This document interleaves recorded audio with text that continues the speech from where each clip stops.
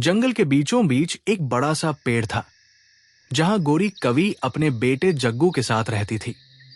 गोरी कवि का प्यार अपने बेटे के लिए इतना ज्यादा था कि वो उसे हर काम से बचाकर रखती।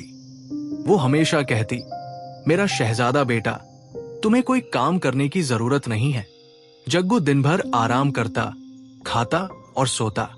उसे किसी चीज की कमी नहीं थी, क्योंकि उसकी मां हर वक्त उसे दाना और फल खिलाती रहती थी। लेकिन जग्गू इतना आलसी हो गया था कि थोड़ी दूर उड़ने पर भी थक जाता। गोरी कवि इस बात को नजरअंदाज कर रही थी, लेकिन ये आदत उसके बेटे को कमजोर बना रही थी। एक दिन चिड़िया अपने बेटे कुकू के साथ गोरी कवि से मिलने आई। उसने देखा कि जग्गू जमीन पर बैठा है और किसी चीज में रुचि नहीं ले रहा। चिड़िया ने गोरी से कहा, तुम्हारा बेटा तो बहुत आलसी हो गया है, उसे बाहर की दुनिया देखनी चाहिए। गोरी कवि गुस्से में बोली, मेरा बेटा मेरा शहजादा है, उसे काम करने की जरूरत नहीं। उसका बाप है ना, कमाने के लिए। चिड़िया ने उसे समझाने की कोशिश की, गोरी, बच्चों को काम सिखाना बहुत जरूरी है। अगर तुमने अभी ध्यान नहीं दिया तो ये आदत उसे कमजोर बना देगी। लेकिन गोरी कवि ने उसकी बातों को हल्के में लिया।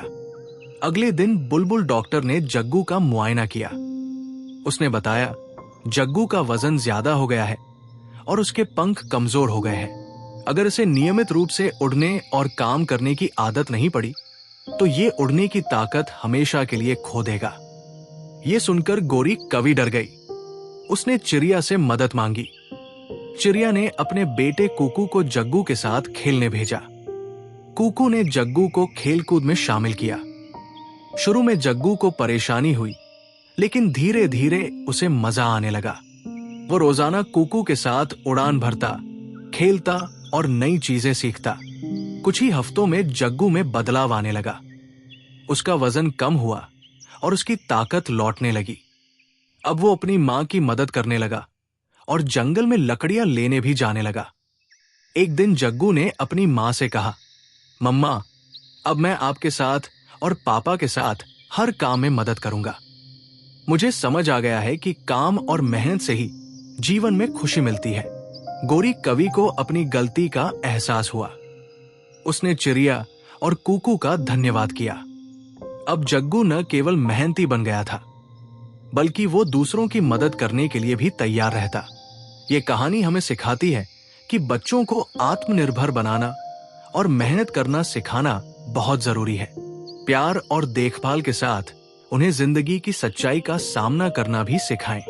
प्यारे दोस्तों, अगर ये कहानी आपको पसंद आई हो तो इसे अपने दोस्तों के साथ शेयर करें और हमारे चैनल स्टोरी वर्ल्ड एक्सप्रेस को सब्सक्राइब करना न भूलें।